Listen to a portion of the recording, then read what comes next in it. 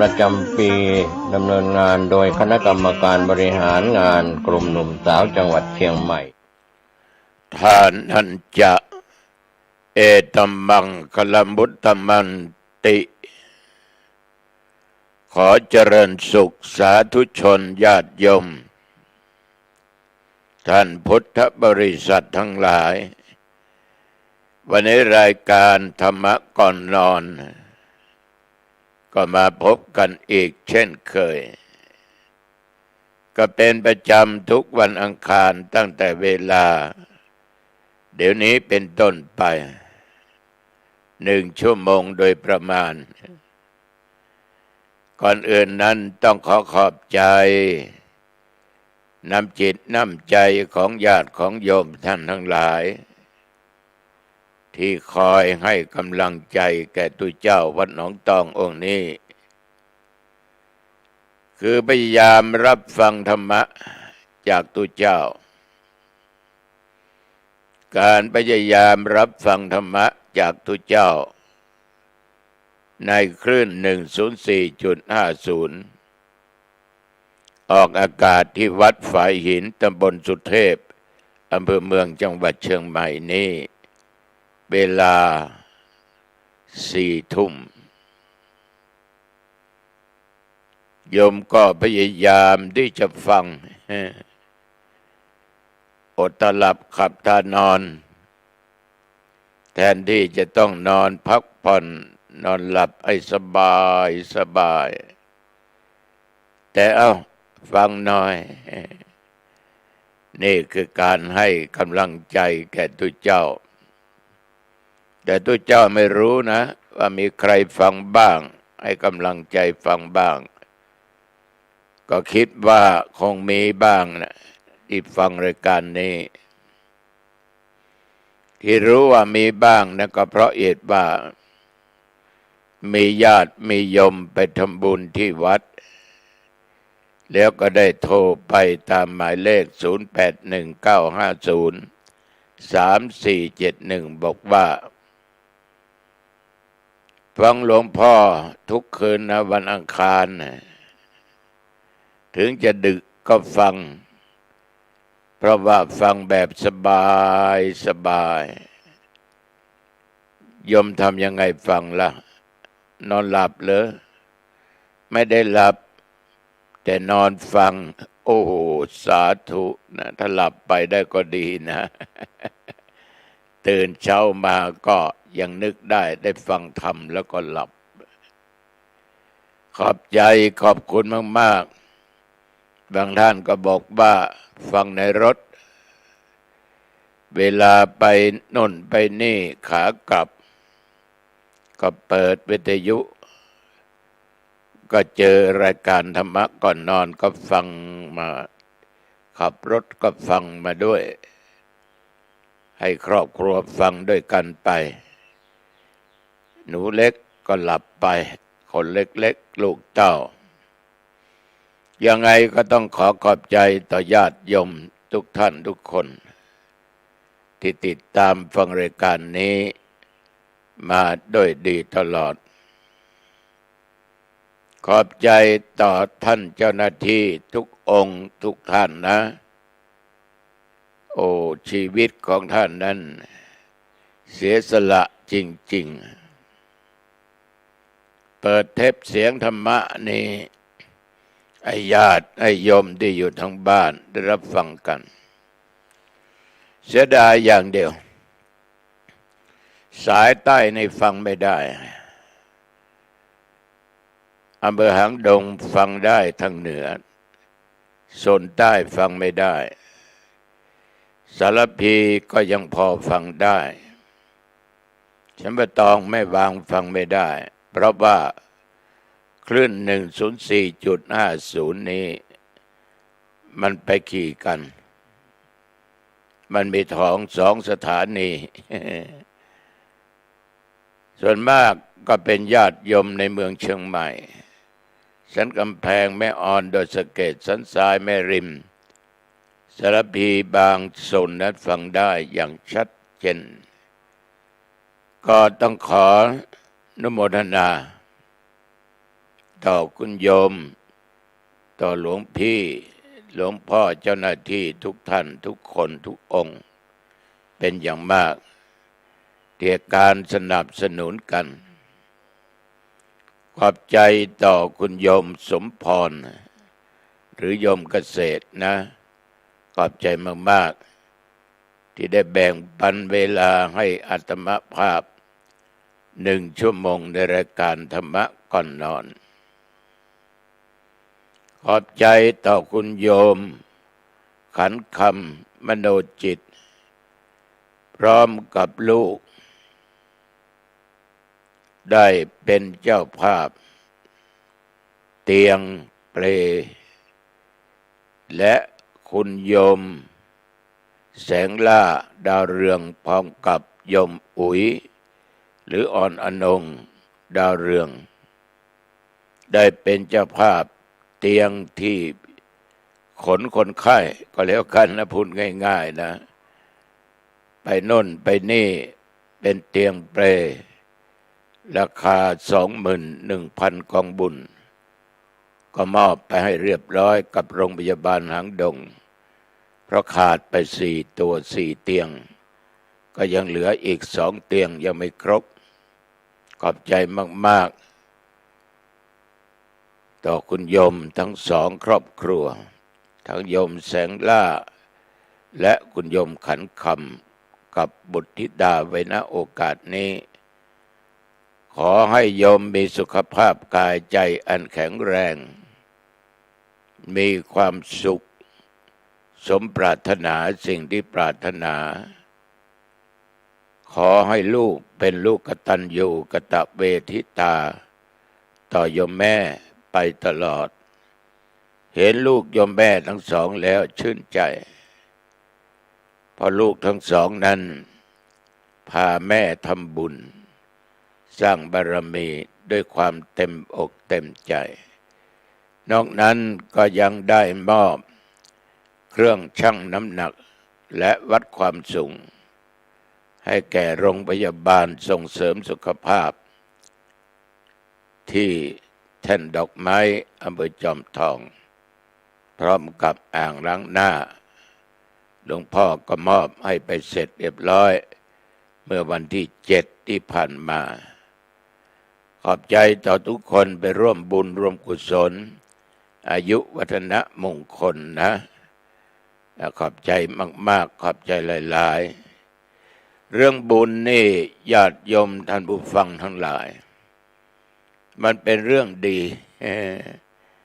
เรื่องบุญมันเป็นเรื่องดีเป็นเรื่องมงคลนะฉะนั้นถ้าบุคคลไหนบุคคลใดสร้างความดีให้เกิดขึ้นทางกายทางวาจาทางด้านจิตใจของตัวเองก็ได้ชื่อว่าเรานั้นได้สร้างบุญสร้างสิ่งที่เป็นมงคลให้เกิดขึ้นแก่ชีวิตของตัวเองในทางพุทธศาสนานั้นท่านก็ได้บอกไว้หลายอย่างหลายประการทางเกิดของบุญเช่นการให้ทานการรักษาศีลการฟังธรรมการเจริญเมตตาภาวนาท่านเปรียบอย่างนี้นะโยมนะต้นไม้ต้นไหนก็ตามที่ให้ทั้งผลและร่มเงาต้นไม้ต้นนั้นก็เป็นประโยชน์มีประโยชน์ต่อคนต่อสัตว์ทุกชนิดเพราะอะไรแดดออกร้อนหลบต้นไม้ได้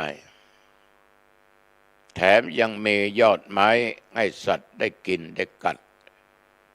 และมีผลในมนุษย์และสัตว์ทั้งหลายได้กินอีก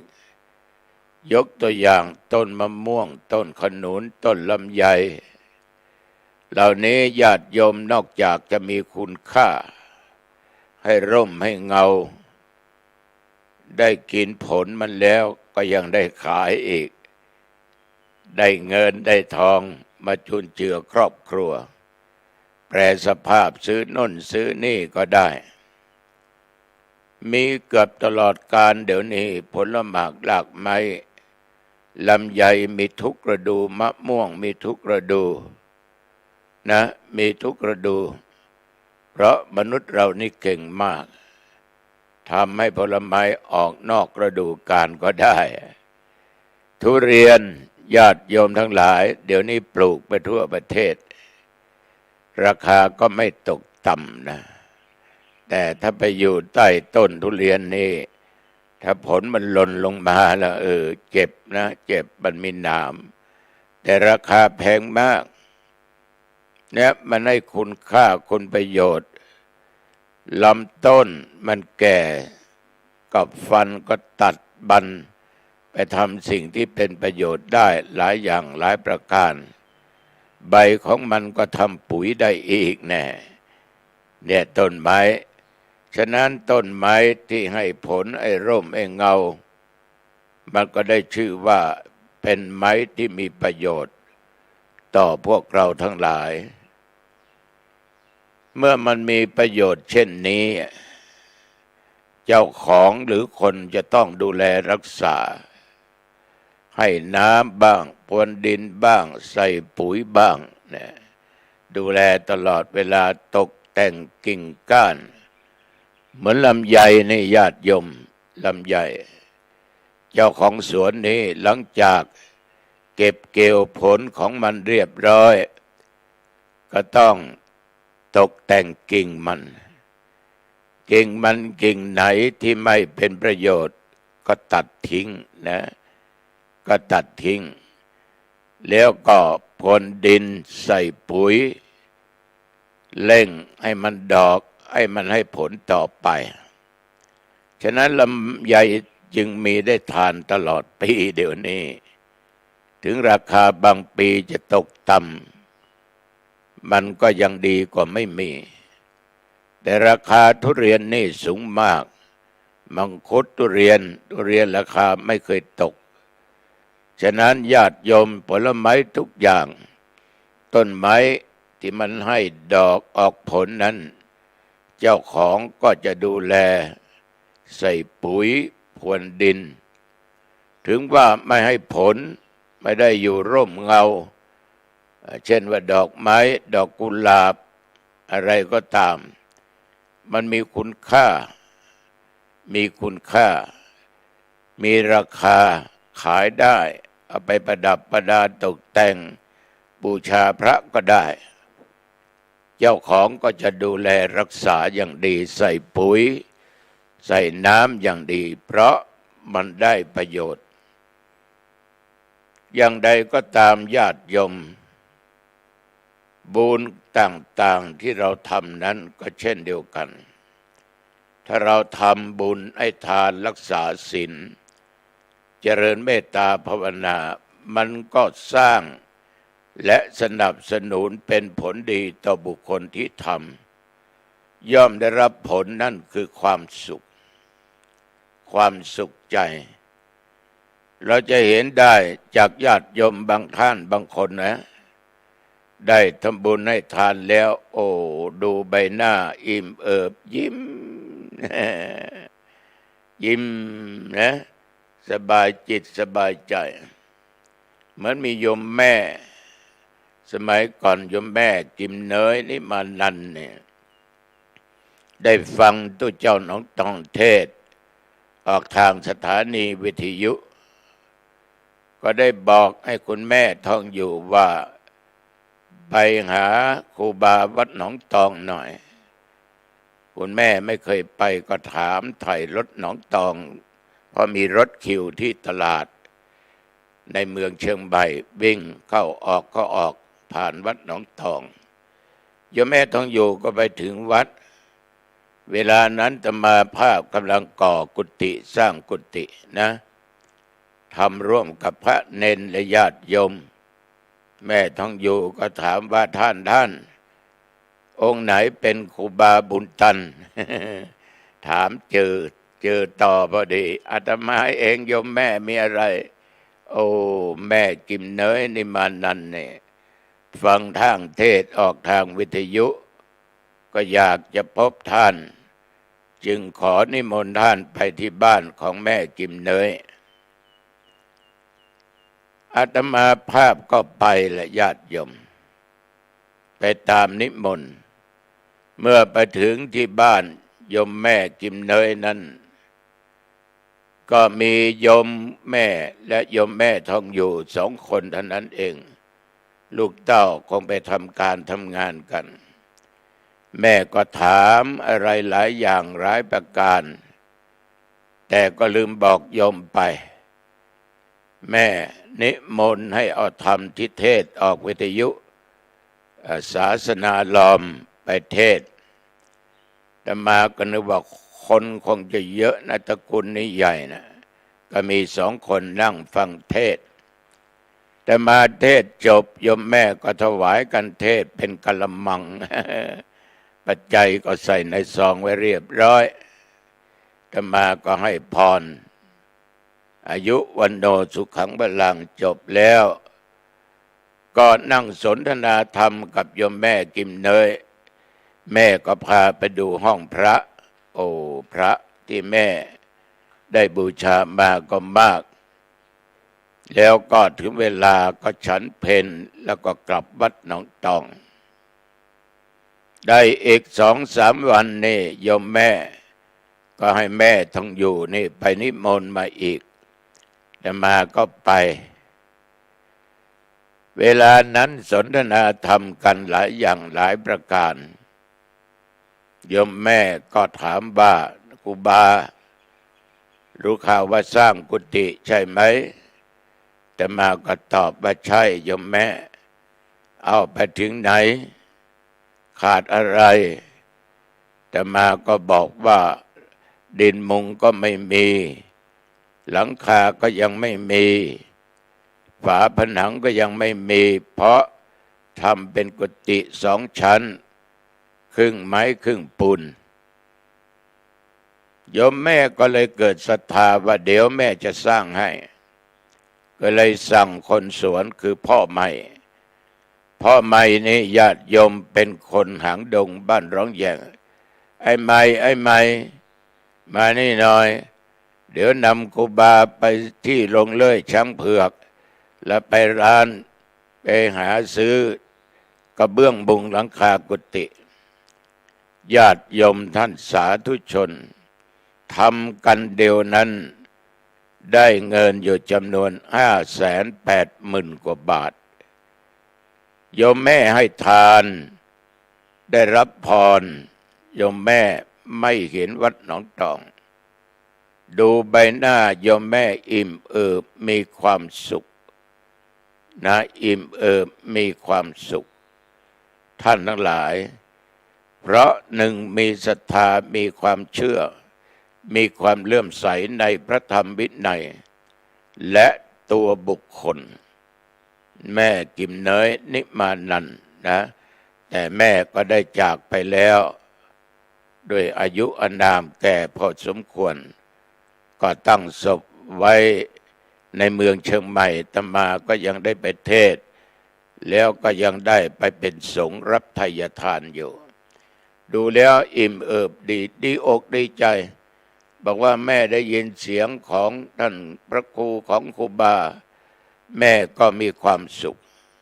ฉะนั้นการให้ทานด้วยจิตเจตนาอันบริสุทธิ์ของโยมแม่และของโยมทุกๆคนนั้นมันได้ผลจริงๆมีอีกคนหนึ่งยกมาให้ญาติโยมได้ฟังคุณแม่วรรณีปฐมอดิศัยแม่เป็นนักบุญใจบุญสุนทานมากสร้างวัดสร้างโรงพยาบาลสร้างโรงเรียนวัดบุพารามแม่ก็สร้างหลายวัดนะหลายวัดในเมืองเชียงใหม่วัดดอยสะเก็ดวัดพระธาตุจอมแจ้งอำเภอแม่แตงหลายวัดด้วยกันที่แม่ไปสร้างโบสถ์สร้างวิหารสร้างกุฏิสร้างพระธาตุเจดีย์แต่มาเจอโยมแม่ไปสร้างศาลาการประเรียนที่วัดหนองขงอำเภอหางดง โยมแม่เห็นเอาท่านอยู่วัดไหนก็ตอบว่าอยู่วัดหนองตองโยมแม่อุบาจะสร้างอะไรก็ไม่กล้าตอบไม่รู้จะสร้างอะไรยังโยมแม่เดี๋ยวนี้ต่อมานี่ญาติโยมอาตมาภาพกลับไปถึงวัดอยากจะสร้างอาคารโรงเรียนปริยัติธรรมและศาลาหอประชุมบำเพ็ญบุญตลอดจนหอฉันแม่อยู่ที่ดอยสะเก็ดสำนักปฏิบัติธรรมของโยมชีแม่ได้สร้างอาคารที่นั่นมีวันหนึ่งก็ไปหาโยมแม่ท่านทั้งหลายไปเจอโยมแม่อาตมาก็พูดเพียง2-3 คำแรกโยมแม่วันนี้ก็ถามว่าครูบาต้องการอะไรอาตมาอยากจะโยมแม่ไปสร้างอาคารเรียนปริยัติธรรมและสร้างถาวรวัตถุในวัดถ้าเป็นบุญของอาตมาแม่คงได้สร้างบุญของแม่มีก็คงได้สร้างร่วมอาตมาพูดแค่นี้อาตมาก็ลาโยมแม่วันนี้กลับวัดหนองตองได้มาประมาณเดือนกว่าวันนั้นเป็นวันเปิดสอบนักธรรมสนามหลวงวันแรกอาตมาจำเป็นต้องมาช่วยหลวงพ่อเจ้าคณะอำเภอและให้โอวาทต่อลูกพระลูกเนนที่จะสอบนักธรรมชั้นตรีโทเอกในสมัยนั้นเนนที่อยู่วัดที่ไม่ได้มาสอบกับตุเจ้าก็โทรบอกว่ามีแม่อุ้ยอ้วนน้อยนุ่งชุดขาวและก็มีโยมผู้หญิงเป็นหลานตามมารอหลวงพ่อที่วัดอาตมาก็รู้ทันทีว่านี่คือโยมแม่วันนีปฐมอดิศัยก็กลับไปวัดหนองตองแม่ก็นั่งรออยู่ใต้ต้นลำไยนี่ต้นไม้มันมีร่มนะหลบอยู่ที่ร่มลำไยต้นลำไยแม่ก็ถามว่าครูบาจะสร้างตรงไหนจะสร้างโรงเรียนตรงไหนอาคารตรงไหนอาตมาก็ชี้ไปที่เหนือวิหารที่นั้นเวลานั้นยังไม่ใช่ของวัดแต่รู้ข่าวเขาจะขายให้วัดมี2 แปลงมี2 เจ้าของญาติโยมท่านผู้ฟังทั้งหลายแม่ก็บอกว่าอีก2 วันจะให้ช่างมาตีผังสร้างให้ครูบาโอ้อาตมาก็ที่ยังไม่ได้พูดคุยกับเจ้าของที่ดินก็รับปากไปอย่างนั้นแหละถ้าบุญก็มีก็คงจะได้ญาติโยมแม่ก็บอกว่าจะสร้างตรงนี้ยาวเท่านั้นกว้างเท่านั้น2 แปลงนั้นเป็นของชาวบ้านที่อยู่เหนือวัดพูดกับโยมแม่เสร็จเรียบร้อยตกเย็นมาอาตมาก็ประกาศให้ญาติโยมมาประชุมด่วนสถาวัดหนองตองก็มาประชุมก็บอกว่ามีโยมแม่จะมาสร้างอาคารตรงนี้แต่ที่นั้นยังไม่ใช่ของเราแต่รู้ข่าวว่าจะขายขอซื้อ2 แปลงนี้ได้ไหมกำนันผู้ใหญ่บ้านกรรมการก็ตกลงก็เรียกเจ้าของที่มาญาติโยมท่านผู้ฟังทั้งหลายเจ้าของที่มาแปลงหนึ่งจะเอา200,000แปลงหนึ่งจะเอา300,000 300,000นั้นมีอยู่94 ตารางวา200,000นั้นก็มีอยู่ประมาณ80 กว่าตารางวาเขาจะขายอาตมาก็ตกลงเอาญาติโยมบ้านเราก็จะร่วมเท่าไหร่2 แปลงนี่500,000แล้วโอ้ญาติโยมก็ช่วยกันทำบุญให้ทานได้เงินกว่า100,000 กว่า 200,000ยังไม่ได้ญาติโยมผู้ใจบุญช่วยกัน และผู้ใจบุญที่ชอบให้ทานก็จะมาสร้างแล้ววัน2 วันก็จะมาลงผังแล้วในที่สุดประชุมญาติโยมเสร็จอาตมาก็โทรไปหาโยมที่กรุงเทพเดิมก็เป็นคนหนองตองแต่ว่าทำงานอยู่กรุงเทพโยมช่วยหน่อยเดี๋ยวนี้จะซื้อที่ดินติดขัดเงินอยู่500,000 บาทมีศรัทธาบริจาคได้100,000 กว่าบาทคุณโยมก็บอกว่าไม่มีปัญหาท่าน2-3 วันจะขึ้นไปมอบปัจจัยให้โล่งใจ โล่งใจเป็นนั้นว่าที่ดินได้ซื้อแน่ๆก็บอกให้เจ้าของที่ดินว่าซื้อเดี๋ยวจะจ่ายให้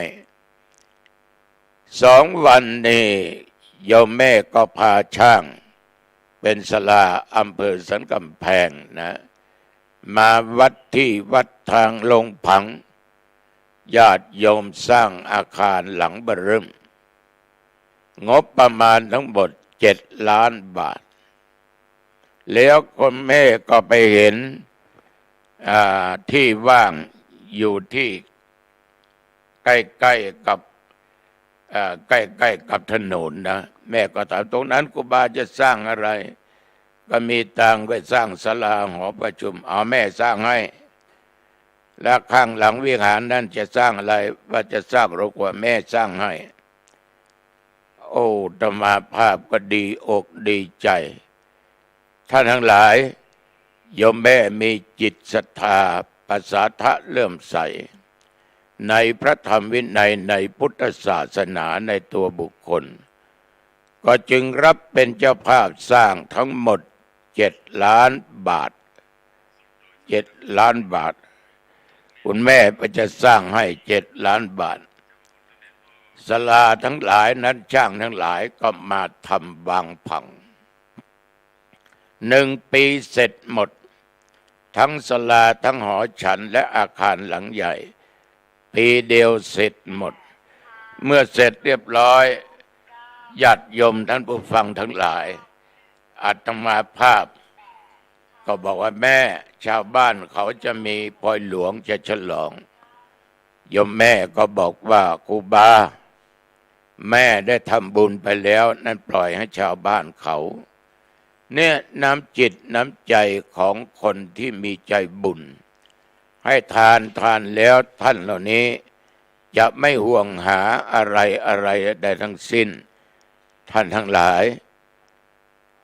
ก็ปล่อยให้ชาวบ้านจัดงานฉลองขึ้นปล่อยหลวงขึ้นแต่ทีนี้วันจะทำบุญโยมแม่ก็มานะ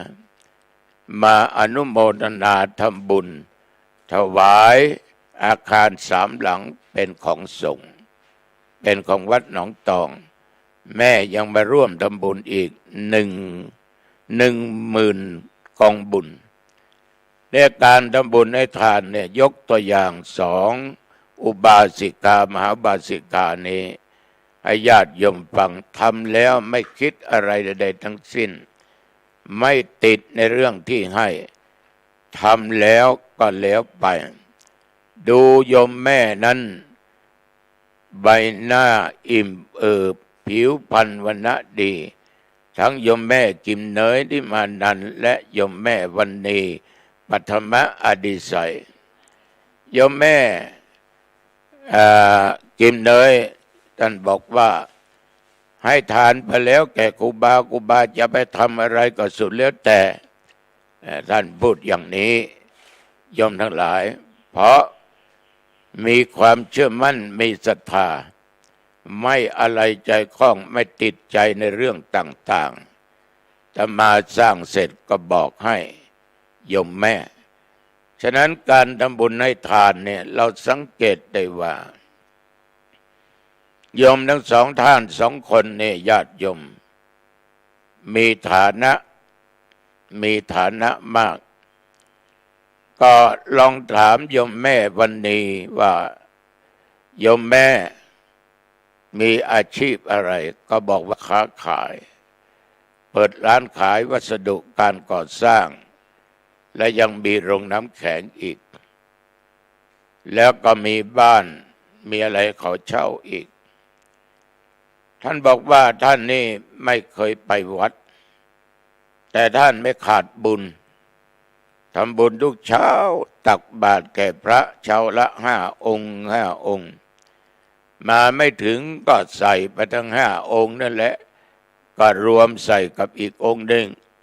5 องค์มาเป็นประจำขาดไป1 องค์ 2 องค์ก็ใส่หมดแม่บอกว่าทำบุญตักบาตรทุกเช้าที่พระสงฆ์องค์เจ้าออกมาบิณฑบาตทำบุญแล้วก็มีความสุขใจโยมทั้งหลายท่านตอนนี้ทำบุญโดยไม่หวังอะไรตอบแทนใดๆทั้งสิ้นฉะนั้นอาตมาจึงบันนึกคิดว่าโดยผลบุญบารมีต่างๆที่โยมทั้งสองท่านได้ทำนั้นคงจะทำไว้หลายชาติหลายภพเกิดมาชาตินี้จึงไม่อดไม่อยากมีทรัพย์สมบัติมีปัจจัยเงินทองพร้อมมูลหมดไม่ขาดไม่เหลือจะกินจะทำอะไรก็ทำได้เงิน7 ล้านสามารถเสียสละได้เงิน580,000 บาทที่โยมแม่กิมเนยสร้างกุฏิวัดหนองตองแม่ก็ทำได้และมีโยมหลายท่านหลายคนที่ทำอย่างนี้มาอีกโยมแม่จันปองกับลูก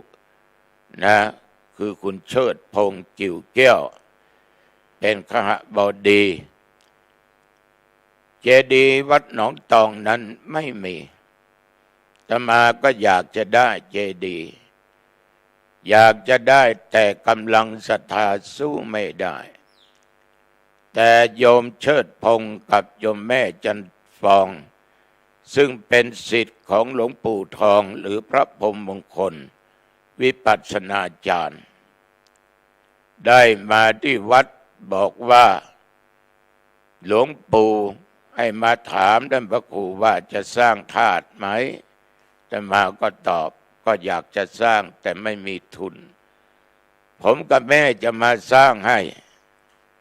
อเดชพระคุณท่านเจ้าคุณประมวลพระศรีศิลปาจารย์ศิษย์เอกของหลวงปู่ทองก็มาดูสถานที่ก็บอกว่าจะสร้างตรงนี้แล้วท่านจะสร้างจะฉลองไหมฉลองเดือนกุมภาจะฉลองก็แล้วกันกำหนดเลยเอาเหลือไม่ถึง5 เดือน ญาติโยมท่านทั้งหลายคุณเชิดพงษ์กับโยมแม่จันปองนี่ก็นำเอาช่างมาทำไม่หยุดแม้แต่วันเดียวเพราะอาตมากำหนดว่าจะฉลองภายในเดือนกุมภา เดือนตุลาก็เริ่มสร้างในที่สุดเจดีย์องค์นี้เป็นเจดีย์จำลองพระเกศแก้วจุฬามณีเพราะเป็นเจดีย์ปีเกิดของทุกเจ้าเกิดปีจอปีหมาหรือปีเสร็จ4 เดือนกว่าเล็กน้อยก็เสร็จเรียบร้อยโยมแม่กับลูกก็มาดูอยู่ตลอดสร้างเสร็จแล้วก็ดีอกดีใจหลวงปู่ท่านเจ้าคุณพระมวลหรือพระศรีศิลปาจารย์และญาติโยมบ้านดงหลวงลูกศิษย์ลูกหาหลวงปู่ก็มาทำบุญกันก็ถวายธาตุหรือเจดีย์องค์นี้ไว้ในพุทธศาสนาทำไมท่านเหล่านี้จึงสร้างธาตุเจดีย์20 กว่าหลัง20 กว่าหลังญาติโยมเพราะท่านมีฐานอย่างมั่นคงยิ่งสร้างยิ่งได้ยิ่งให้ยิ่งได้ทำแล้วมีความสุขใจหลายท่านหลายคนที่ทำแล้วมีความสุขใจโยมเพชรรัตน์วรรณพีก็เช่นเดียวกันได้นำผ้าป่ากฐินมาทอดสร้างโน่นสร้างนี่ทำแล้วก็มีความสุขใจอิ่มเอิบในบุญในกุศลต่างๆที่ท่านเหล่านี้ได้สร้างเหมือนโยมทั้งหลายได้ร่วมสมาภาพซื้อเครื่องมือการแพทย์ มอบแก่โรงพยาบาลหางดงแล้วก็โยมแม่ขันคำโยมแสงล่ายังได้ร่วมสร้างจัดซื้อเปลนอนที่เข็นคนไข้ไปตรวจในห้องนั้นห้องนี้ก็ทำไปด้วยจิตอันอิ่มเอิบด้วยกองบุญเพราะมีลูกสาวหนุนให้แม่ทำบุญอยู่ตลอดอันนี้การทำบุญคือการให้ทานญาติโยมทานะคือการให้ทานะคือการให้ท่านเหล่านี้จะมาสังเกตดูเหมือนโยมหลายท่านหลายคนที่ไปทำบุญที่วัดให้แล้วไม่หวังผลอะไรตอบแทนใดๆทั้งสิ้นนะไม่ปรารถนาอยากได้น่นอยากได้นี่ทำแล้วก็ทำเลยด้วยจิตเจตนาอันบริสุทธิ์ทั้งก่อนให้และทั้งให้และให้แล้วก็มีความสุขใจถวายแล้วไม่ห่วงใยใดๆทั้งสิ้นแต่เราก็ทำในสิ่งที่เป็นประโยชน์เหมือนคุณโยมสายทองเย็นใจได้ไปสร้างกุฏิถวายให้ที่สถานที่ศึกษาธรรมปฏิบัติธรรมพ่อโสมได้สร้างพระประธานและโยมแม่ก็ได้สร้างพระประธานไว้บนวิหารสถานที่ศึกษาธรรมปฏิบัติธรรมทำด้วยจิตอันบริสุทธิ์โยมทั้งหลายการทำบุญให้ทานอามิสทานทานด้วยปัจจัยเงินทองสิ่งของบูชาด้วยอามิสดอกไม้ธูปเทียนทานที่ดินที่อะไรก็ตามโยมขอทำด้วยจิตใจอันบริสุทธิ์เราทำอะไรไม่ยึดมั่นติดมั่นทำด้วยความบริสุทธิ์ใจนั้นเราจะเป็นสุขถ้าทำแล้วยึดมั่นถือมั่นติดขัดอยู่ในสิ่งเหล่านั้นเหมือนญาติโยมบางคนนะไม่ทั่วไปนะเอาเก้าอี้โต๊ะตั้งมานั่งเอาพรมเอาของอะไรไปถวายที่วัดไหนก็ได้นะเกิดไปเห็นโต๊ะขาหักเก้าอี้ขาหักหรือเสียก็ทำใจไม่ได้เกิดอารมณ์ขึ้นมาตาไปเห็นเกิดอารมณ์เกิดขึ้นแล้วก็บ่นพึมพำไปต่างๆนานาเสียดายโต๊ะเสียดายเก้าอี้เสียดายผ้าพรมเสียดายนั้นเสียดายนี้ตุเจ้าก็ไม่ดูแลเน้นก็ไม่ดูแลแสดงว่าเอาจิตใจไปจดจ่อลืมนึกไว้ว่าตัวเองก็แก่เท่าชรานะเราก็ยังแก่ของทั้งหลายมันก็เก่าไปเมื่อมันเก่ามันก็ต้องชำรุดมันก็ต้องเสียจะเสียด้วยอุบัติเหตุเสียด้วยตามธรรมชาติก็ตามฉะนั้นญาติโยมอย่ามีจิตใจจดจ่ออะไรในสิ่งเหล่านั้นทำแล้วปล่อยวางปรงวางทำจิตใจให้สดชื่นมันจะเกิดเป็นมงคลในชีวิตแม้แต่บางสิ่งบางอย่างในญาติโยมไปทำบุญไหว้พระสวดมนต์ฟังเทศน์ฟังธรรมโยมบางท่านบางคนก็หลงประเด็นไปเกี่ยวกับเรื่องของธรรมะหลงประเด็น เนี่ยอาตมาภาพเคยบอกญาติโยมบ่อยครั้งว่าอย่าหลงอย่าทำได้โมหะคือความหลงพระพุทธเจ้าท่านบอกให้เอาเหตุและเอาผลถ้าหลงในเหตุที่ไม่ดีมันก็ไม่ได้ผลดี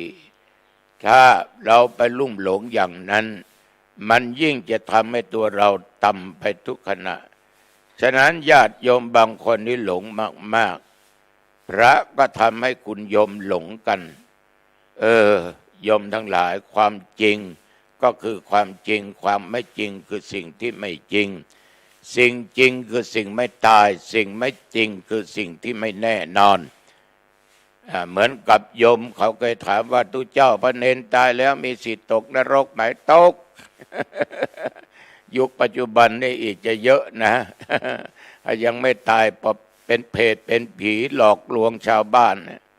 ญาติโยมท่านทั้งหลายตกเหมือนโยมถ้าทำไม่ดีก็ตกเหมือนกันนรกนะไปอบายภูมิเหมือนกันนะมีทำเมืองผูกหนึ่งนะทำพื้นบ้านพื้นเมืองเนี่ยพระสงฆ์สามเณรรูปใดเมื่อบวชอยู่ในวัดไอวาทำไม่ดีผิดศีลข้อปาราชิกนี่นะโยม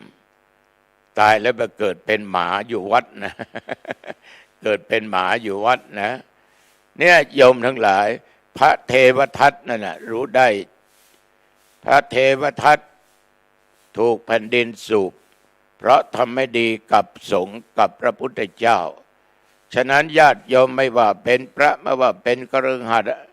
ถ้าทำอะไรที่ไม่ถูกต้อง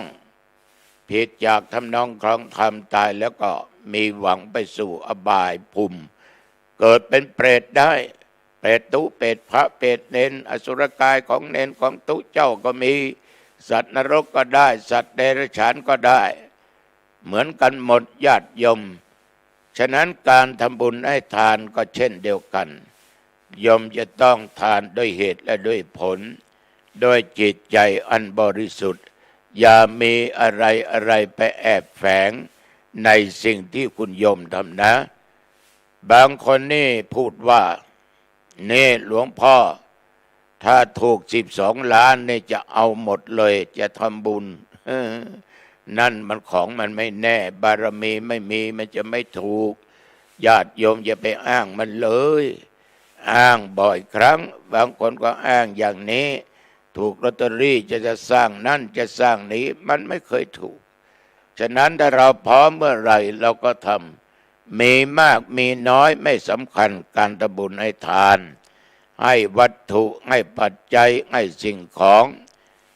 บริจาคเวลานี้น้ำท่วมในเชียงใหม่หลายจังหวัดโยมพอที่จะร่วมเสียสละบริจาคได้ก็บริจาคไปข้าวปลาอาหารแห้งข้าวสุกข้าวสารผ้าผ่อนอะไรก็ทำไปอย่าเอามือสองที่โยมไม่ใช้ไปทำบุญโยมนี่ชอบกันนักกันหนาตัวเองใช้แล้วและไม่ใช้ก็จะไปหยิบยื่นให้คนโน้นคนนี้มันเป็นสิ่งที่ไม่เหมาะไม่ควรอย่างยิ่ง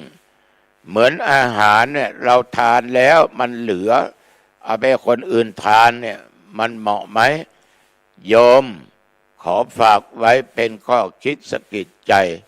จะทำก็ทำเองทำเท่าที่ทำได้เพราะมันไม่มีใครบังคับทำแล้วจิตใจสดชื่นเบิกบานเหมือนญาติโยมไปทำทานที่วัดไปเจออาตมาภาพก็ยกมือไหว้วันนี้เป็นหน้าบุญของผมหน้าบุญของฉันของข้าเจ้าทั้งหลายได้มาเจอท่านพระครูโยมจะทำบุญไม่มากไม่น้อยก็ได้บุญเพราะเดินทางมาเป็น10เป็น20 30 50 กิโลทำบุญวัดนั้นทำบุญวัดนี้ทำด้วยจิตใจบริสุทธิ์โยมจะเป็นโภชนะอาหารต่างๆอย่างทุกวันนี้จะมีโยมไปถวายอาหารได้ที่วัดโดยจิตอันเป็นศรัทธาประสาทะด้วยความเลื่อมใสทำแล้วไม่หวังผลตอบแทนบุญกุศลนั้นสิ่งที่เป็นมงคลสิ่งที่ดีๆย่อมเกิดขึ้นแก่บุคคลที่ทำคนที่ไม่ทำมันก็ไม่ได้ฉะนั้นศรัทธาสาธุชนนอกจากให้อมิสทานและธรรมทานธรรมทานไม่ว่าพระไม่ว่าคนบ้านก็สามารถให้ได้หมดอาตมาได้นั่งเทศนั่งคุยเรื่องธรรมะให้ญาติได้ยมฟังอาตมาก็ให้ธรรมะเป็นทานโยมฟังอาตมาพูดอาตมาเทศอาตมาบรรยายธรรมะโยมเก็บไปพูดต่อให้คนโน้นคนนี้ได้ฟังได้ยินตุเจ้าหนองตองพูดอย่างนี้อย่างนี้อย่างนี้คนนั้นฟังแล้วนำไปปฏิบัติเราก็ได้บุญโยมแม่คำชี้แนะชี้นำแก่บุคคลที่หมกมุ่นอยู่ในอบายมุขเขาหยุดเขาไม่ไปทำอีกโยมก็ได้บุญแต่คนเรานี้ต้องระวังหน่อยเพราะบารมีของคนมันไม่เหมือนกันคนบางคนไม่ชอบของจริงชอบของปลอมชอบของหลอกของจริงเขาไม่เอา เราไปพูดตรงๆว่าฆ่าสัตว์นี่เป็นบาปนะลักของเขาเป็นบาปนะประพฤติผิดในกรรมเป็นบาปนะโกหกด่าเขาเป็นบาปนะดื่มสุราเมลัยเสี่ยง11เป็นบาปนะ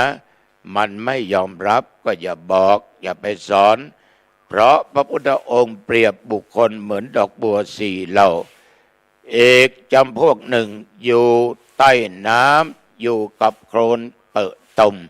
มันจะต้องเป็นอาหารของเต่าของปูของปลาต่อไปไม่มีโอกาสที่จะผุดขึ้นมา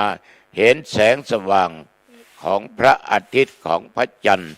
ฉันใดญาติโยมจิตใจบางคนมันต่ำมากเอาความจริงให้เขาไม่เอาฉะนั้นญาติโยมการให้ทาน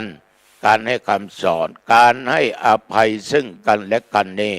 เป็นบุญง่ายไม่ต้องลงทุนอะไรใครด่ามาใครว่าเราใครจะทำอะไรเราให้อภัยขอจงเป็นสุขเป็นสุขเถิดเราก็มีความสุขเขาที่ด่าเขาที่ว่าเขาที่ทำลายเรานั้นเขาเป็นทุกข์ญาติโยมยังไม่ทันตายก็ตกนรกทั้งเป็นแล้วเพราะจิตใจเขาเร่าร้อนกระวนกระวายนะเร่าร้อนกระวนกระวายเขาตกนรกทั้งเป็นนะ